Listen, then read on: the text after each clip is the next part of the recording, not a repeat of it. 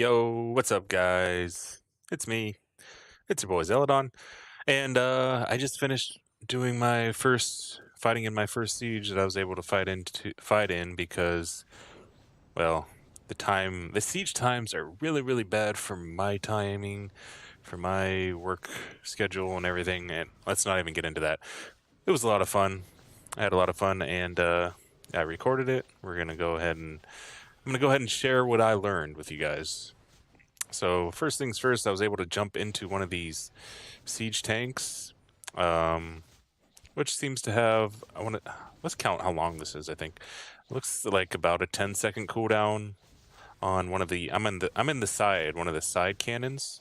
So actually, how the siege tank works is, the driver has like a flamethrower on the front, and then there's these two side cannons. There's two people can ride along, hop into one of these side cannons, which have a 10-second cooldown, and evidently do like 200k damage every time they shoot, even though I wasn't seeing the damage pop-ups. But as if you were reading the guild chat, yeah, right there, our guild leader says they do 200k hit, so I just took his word for it and kept shooting it at the gate every time it's on cooldown. Had a lot of fun doing that. Let's fast forward a little bit till actually get through the gate. Oh, okay. Let's talk about this real quick. So, after a while, I'm not sure if our tank got killed or if you can only have the tank for a certain amount of time. Let's go here. Okay, so yeah, right here, we're in the tank, just chilling. Yeah, when I was outside of the tank, I could like click on people that were in the tank and see the tank's health. But when I'm inside the tank, I didn't think to actually target myself to see what the tank's health is. I'm assuming since both tanks went down at the same time, they must have some sort of a timer on them. But anyway, so as you can see up here, there's a timer on how long the tanks take to refresh. So they refresh, I think, every 5 minutes or so, and then you can go pick up a new one. So let's fast forward again here a bit till the tanks refresh. And I think a lot of people actually know exactly where they refresh. Sometimes they should stay up here where where they're going to spawn, and it'll give you a little link where you can just click on it and it'll take you. Okay, so here when they refreshed, it gave us the link where they spawned, and then I went and found the one over here, hopped in this one over here, and then you guys can see what it looks like from the driver's perspective. I was kind of silly with this. I probably should have waited till some of my guildmates jumped in with me, but I didn't. Okay, so what happened with this siege is like, yeah, we did win this siege, but what happened here is like, Legendary. This is a guild that's has a lot more active members than we do, so we're attacking their base, but at the same time, they are actually attacking the main base in the middle. So you don't see very many of their members here.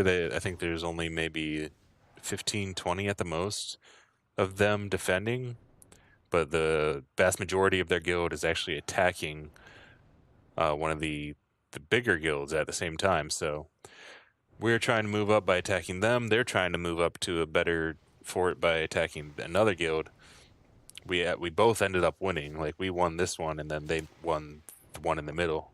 So everyone won in the end on this fight. But yeah, you can see me here trying. This first time ever driving the tank, trying to figure out how exactly it works. Trying to get some kills. I think it does damage too when you run people over, but I'm not 100% sure on that one. But yeah, that was silly of me. I shouldn't have gone that far out. I should have just chilled by the totem pillar over here with my guild, but I didn't think there was that many of them, actually. I thought there was only like 10 of them, but yeah, there's a lot more back there, and they took down the tank pretty quick.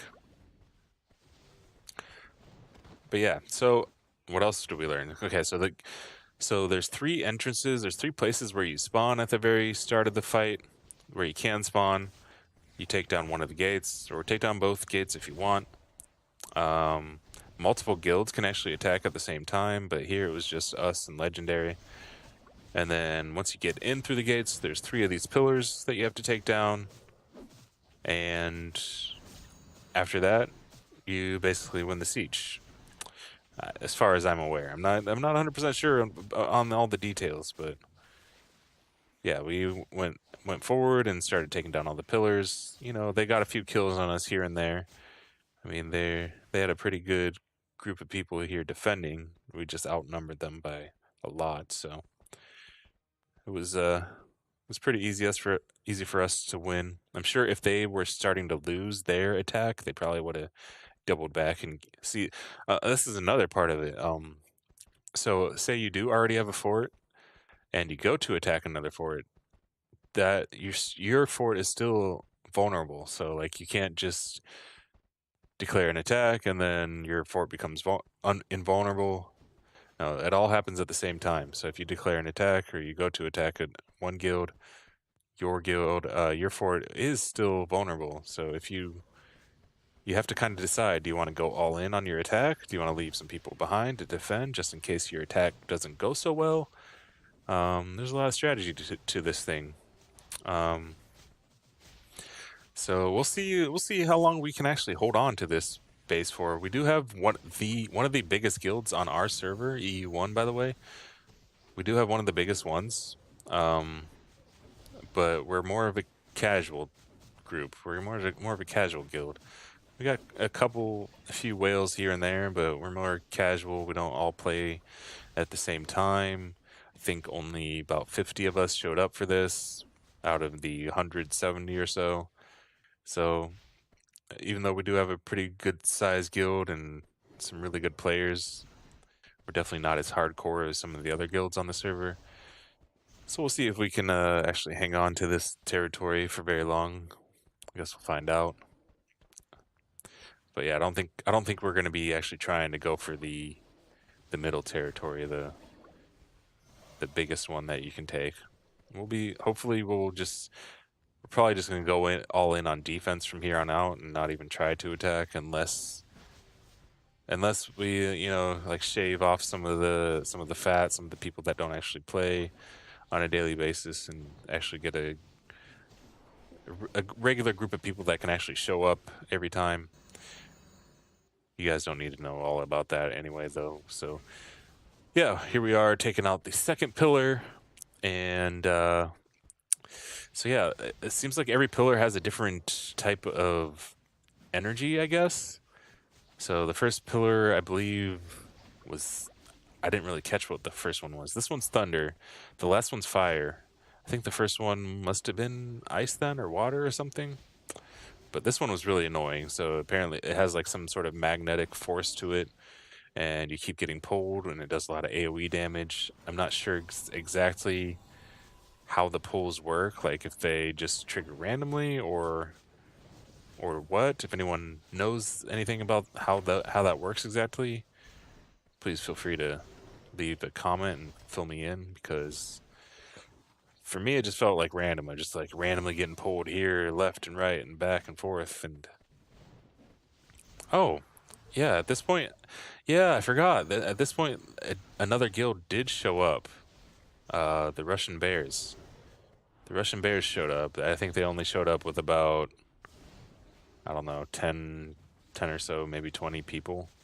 I'm not sure if they were actually helping Legendary or if they were trying to take the territory for themselves. But yeah, another guild did show up at this point. We wiped their tank out and everything pretty easily. No big deal. Those RTZ bombers do a heck of a lot of damage. You can see of all the damage that was taken from that guy in the vehicle there. Yeah, so yeah, that's the gist of it. You can you can spawn at those 3 points at the start. You kind of have to decide if you already hold a territory whether or not you want to defend or attack. I guess once you actually get to the middle, then all you have to do is defend. If you have a smaller guild, you probably want to, stick to defense until you're sure you can at least probably have like 80 people on, like 50 to attack. No, I would say 60 to attack, 20 to defend, or something like that. I don't know. That's just me theory crafting right now. Okay, so let's jump forward a little bit. So we keep taking out the pillars. Keep killing the legendaries that show up. At this point, we actually took down the third pillar really, really fast. So I'm not sure if the... Oh, we had tanks on this one. That's right. We had 2 tanks on this one. That's my bad for throwing away that 1 tank on the first pillar. And then the Russian bears came in and took the second or the third round of tanks, I believe it was. So we took down that third pillar really, really quick. And then had 7 minutes 50 to basically just... See, at this point, I'm not sure if there's some way that they can go and like repair their pillars or something like that, or if it's basically already over. But basically at this point, this is where the defenders spawn. You do not want to go up these stairs. These turrets will one-shot you no matter what. They even one-shot tanks, I believe. So you just kind of stand here and try to keep them from doing whatever they can do to maybe turn the battle back in their favor. I'm not sure if that's even a thing. Oh, this one's Storm Totem Pillar. Okay. I guess they could probably destroy our pillars and then retake if they had the mind to do so. But yeah, haven't really been in that situation yet, so wasn't really too sure about that. Okay, so let's just go ahead and fast forward here to the end of the battle. This was mostly just me spamming heals on people. I think I hopped into a tank at one point, and then the driver tried to like kamikaze the turret. I don't even know if it's actually possible to take down one of the turrets. I guess it should be possible, but I don't think it's really worth doing. There's no point to doing it. Maybe if you do take it down, you actually get control of it, though. So yeah, here I jumped in the tank, go up to the turret, we did, and then we get one shot by the turret.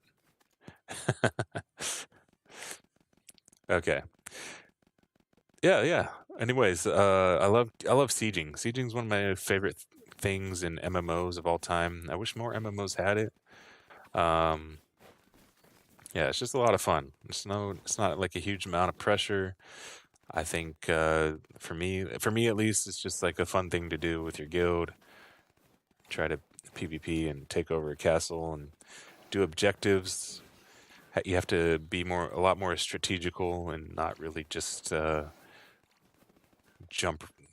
right in and zerg everything. I don't think zerging is going to be very effective in this game at all. I had a lot of fun. It was good time. You guys can I definitely recommend getting in a guild and trying it out sometime. All right, I'll let you watch the rest of it. There's really not a whole lot that goes on here. Somehow I managed to get some kills. I guess you guys can actually check out the score at the end. I'm gonna stop babbling now. Thanks so much for watching. Thanks again for I think we're at like almost 70 subscribers now. Like, you guys are freaking awesome. Thank you so much. I appreciate it so much. Yeah, I can't believe it. I'm gonna keep trying to put out videos as much as I can. This last week has been pretty crazy. If you hadn't heard already, my wife is pregnant. So yeah. Putting out videos and doing all this stuff isn't my first priority. I try to do as much as I can. I want to do way more than I do. And yeah, every time you guys hit that subscribe button and leave feedback, all that positive feedback just, makes it more and more worth it. And I give you a little bit more priority. Like, I might, give up a little bit of sleep so I can put out some videos for you guys when you guys do that. Appreciate it so much. Yeah, we'll see you in the next video. Hit the subscribe button, click all the links below. We'll see you next time. GG.